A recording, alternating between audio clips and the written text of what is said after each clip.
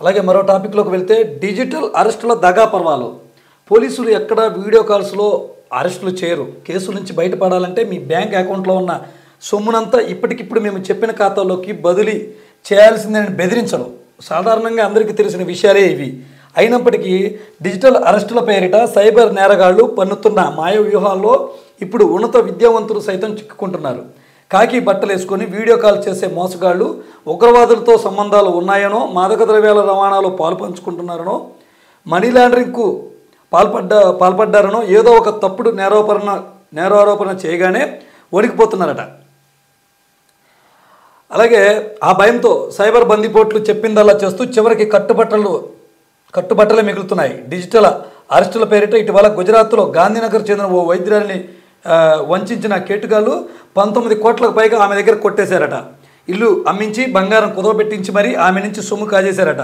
ఢిల్లీ, ముంబై, హైదరాబాద్ వంటి మహానగరాల్లోనే కాదు, కర్నూలు, నెల్లూరు, రాజమహేంద్రవరం వంటి పట్టణాల్లోనూ కొన్నాళ్లుగా ఇలాంటి కేసులే ఎక్కువగా వెలుగు చూస్తున్నాయి. తమ వలలో పడిన వారికి మానసికంగా నరకం చూపిస్తున్న డిజిటల్ దొంగల ముఠాలు బాధితుల ఖాతాలను వారి చేతులతోనే ఖాళీ చేయిస్తున్నారు. సుప్రీంకోర్టులో విచారణ సందర్భంగా సోలిసిటర్ జనరల్ తుషార్ మెహతా కొద్ది రోజుల క్రితం వ్యాఖ్యానించినట్లు డిజిటల్ అరెస్టుల సమస్య తీవ్రత ఇప్పుడు అనూహ్య స్థాయికి చేరింది. ఇప్పుడు మనకు గుర్తు తెలియని వ్యక్తులు వీడియో కాల్స్ కానీ ఆడియో కాల్స్ కానీ చేసి మేము పలానా పోలీస్ స్టేషన్ నుంచి చేస్తున్నాం, మీ మీద ఇలా గంజాయి కేసు ఉంది, లేకపోతే ఇలా మనీ లాండరింగ్ కేసులు ఉన్నాయి అని చెప్పగానే చాలామంది భయపడిపోతున్నారు. ఇప్పుడు మేమేం చేయాలి అనగానే మిమ్మల్ని జడ్జి గారి ముందుకు మేము ప్రవేశపెడుతున్నాం అని చెప్పేసి ఆ వీడియో కాల్లో కనపడే వాళ్ళు పోలీస్ యూనిఫామ్ ధరించి ఉండటం, లేకపోతే సిఐడి ఇలా ఆఫీసర్ అవతారం ఎత్తి వాళ్ళు అలా బాగా నటిస్తున్నారు. అలాంటి వాళ్ళు ఇటీవల ఎక్కువైపోయారనమాట. ఈ 2-3 సంవత్సరాల నుంచి దేశవ్యాప్తంగా కూడా వాళ్ళు ఇతర దేశాల్లో ఉండి వాళ్ళకి కాల్ చేస్తారు. మనకి ఎప్పుడైతే అలా జడ్జి గారు ఆ నల్లకొట్టు లేదా పోలీస్ యూనిఫామ్ కనపడంగానే అమ్మ నిజంగానేమో అనుకొని వాళ్ళు చెప్పిందల్లా మనం చేయటమే ఈ డిజిటల్ అరెస్టులు ఎక్కువగా పెట్టుకోకపోవడానికి కారణాలు. ఎక్కువగా సైబర్ నేరగాల వల్ల మనం చిక్కుకున్నామన్నమాట. ఏమరపాటుగా ఉండేవారిని మాటలతో మభ్యపెట్టి వ్యక్తిగత సమాచారం రాబట్టి వారి ఖాతాల్లోంచి డబ్బులు స్వాహా చేసి సైబరాసులు దేశవ్యాప్తంగా ఎక్కడికెక్కడ టెస్ట్ వేశారు.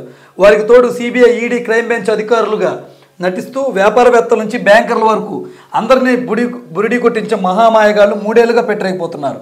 అలాంటి వారి ఉచ్చులో పడి ఇటీవల ఏపీకి చెందిన ఓ ఎమ్మెల్యే సైతం ₹1 కోటికి పైగా కోల్పోయారు. జాతీయ సైబర్ క్రైమ్ రిపోర్టింగ్ పోర్టల్కు డిజిటల్ అరెస్టులపై 2022లో 39,925 ఫిర్యాదులు వస్తే 2024లో అలాంటివి 1,23,000 పెరిగిపోయాయంట.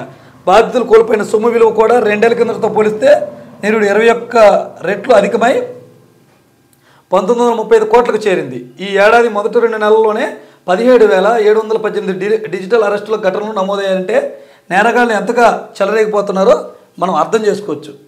ఇటీవల ఏపీకి చెందినటువంటి ఒక ఎమ్మెల్యే కూడా ఇలాగే డిజిటల్ అరెస్ట్ అని చెప్పారు. అంటే ఇక్కడ మనం ఒకటి ఆలోచించాలి.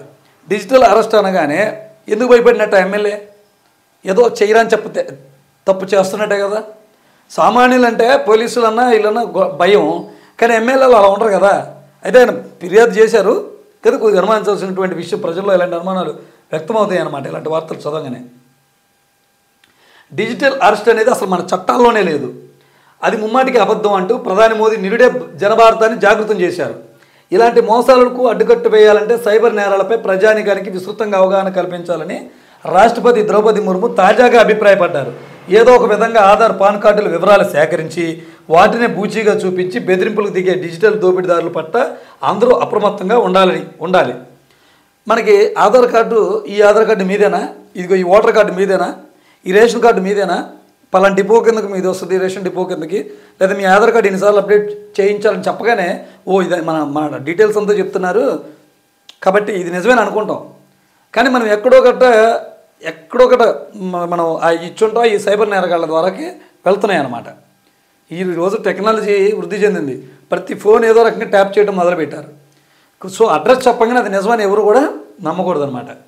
దీనిపైన మన రాష్ట్రపతి ద్రౌపది ముర్ము గారు కూడా అవగాహన కలగాలి, ఇంకా తెలుసుకోవాలి ప్రజలు అంటున్నారు. తెలియని నెంబర్ నుంచి వచ్చే ఫోన్లకు ముఖ్యంగా వీడియో కాల్స్కు స్పందించకూడదన్న సంగతిని స్మరణలో ఉంచుకోవాలి. ప్రతి ఒక్కరు కూడా గుర్తుపెట్టుకోవాలి. పోలీసులు వేషాలు కట్టి న్యాయస్థానాల పేట ఫోర్జరీ పత్రాలను సృష్టించి మరీ ప్రజలను ఏమార్చుతున్న ప్రబుద్ధుల ఆగడాలను సాధారణ నేరాలుగా పరిగణించకూడదు. ఇలాంటి నేరాలను వ్యవస్థలపై ప్రజా విశ్వాసాన్ని పెళ్లగించే మహాపరాధాలుగా వాటిని గుర్తించాలన్న సుప్రీం సూచనను ప్రభుత్వాలు శిరస వహించాలి. ఇంత పకడ్బందీగా లాయర్లుగా, జడ్జిలుగా, సిఐడి, సిబిఐ, పోలీసు అధికారులుగా ఇన్ని రకాలుగా వాళ్ళు వేషాలు కట్టి మరి ప్రజలు మోసం చేస్తున్నారంటే తెలియని పౌరులు ఏమనుకుంటారు, నిజంగానే మన ఆస్తి మొత్తం అధికారులు అడుగుతున్నారని మనం అనుకుంటాం. ఆస్తులు ఎప్పుడు జప్తు చేయమని ఏ చట్టం చెప్పదు. దానికి కొన్ని ప్రొసీడింగ్స్ ఉంటాయి. అది ఏంటంటే పోలీసుల మీద, జడ్జిల మీద ఇలా వ్యవస్థలన్నింటినీ దిగజార్చే విధంగా ఉన్నాయనంటే వీటి మీద ప్రభుత్వాలు కూడా బాధ్యత తీసుకొని ఇంకా ఎక్కువగా అవగాహనలు కల్పించాలి. కేంద్ర రాష్ట్రాలన్నీ కలిసికట్టుగా సైబర్ చోరీలపై వాళ్ళు కాజేసిన సొత్తును దారిపెంచడానికి మ్యూల్ ఖాతాలను సమకూర్చే వారిపై ఉక్కుపాదం మోపాలి. సో ఇదనమాట. ప్రతి ఒక్కరు కూడా గుర్తు తెలియని వీడియో కాల్స్కి అయితే దయచేసి ఫోన్ ఆన్సర్ చేయొద్దు. వాళ్ళు ఎన్ని భయపెట్టినా సరే, ఎంత భయపెట్టినా సరే దగ్గరలో ఉన్న మీ పోలీసులకి అయితే ఫిర్యాదు చేయండి, లేకపోతే సైబర్ పోలీస్ స్టేషన్లో ఫిర్యాదు చేయండి. ప్రతి ఒక్కరు కూడా అప్రమత్తంగా ఉండాలన్నమాట.